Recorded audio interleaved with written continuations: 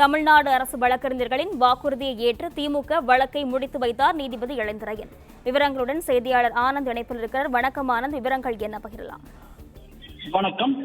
பெண்கள் குறித்து அவதூறாக பேசியதாக வழக்கில் உதயநிதி ஸ்டாலின் டிமாண்ட் செய்ய நீதிமன்றத்தில் குறிப்பிட்டிருக்கிறாங்க. திமுக தரப்புல நீதிமன்றத்திலும் அவசர முறையீடாக உதயநிதி ஸ்டாலின் கைதுக்கு எதிராக ஒரு வழக்கு தாக்கல் செய்யப்பட்டிருந்தது.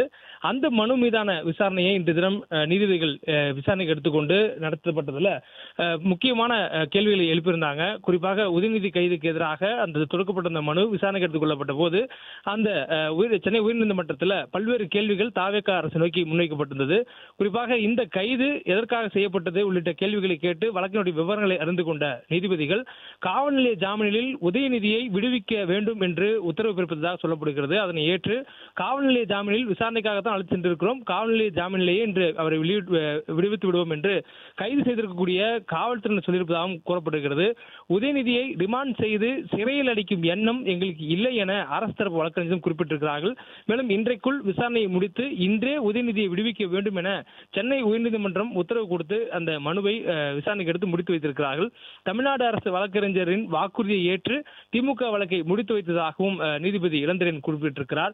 தொடர்ச்சியாக இந்த கைது ஒட்டி தமிழ்நாடு முழுவதும் பல்வேறு மாவட்டங்களில் திமுகவினர் சாலை மறியல் போராட்டம் உள்ளிட்ட பல்வேறு வகைகளில் போராடி வராங்க. இந்த சூழலில் உதயநிதி அவரை அழைத்து செல்லக்கூடிய அந்த வாகனம் செல்லக்கூடிய வழியங்களும் கூட திமுகவினர் திரண்டு நின்று அவருடைய வாகனத்துக்கு முன்னாக திரள்வதும் அவரை உணவு அருந்துவதற்காக கூட அனுமதிக்கவில்லை என்றால் எப்படி என்று காவல்துறை வாக்குவாதம் செய்வதும் போன்ற அந்த காட்சிகள் நம்மால் பார்க்க முடிகிறது. அப்படியான சூழல்ல நீதிமன்றத்தில் இந்த வழக்கு விசாரணைக்கு எடுத்துக்கொள்ளப்பட்டிருக்கிறது.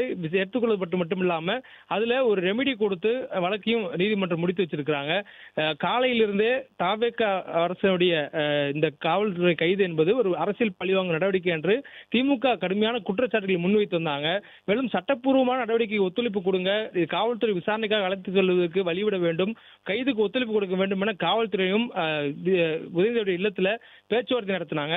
இவ்வாறு ஒரு மணி நேரத்துக்கு மேலாக நீண்டு கொண்டிருந்த பேச்சுவார்த்தைக்கு பிறகு உதயநிதி ஸ்டாலின் அவர்கள் கைது செய்யப்பட்டு நீலாங்கரை இல்லத்திலிருந்து தஞ்சாவூர் நோக்கி அழைத்து செல்லப்படுகிறார்.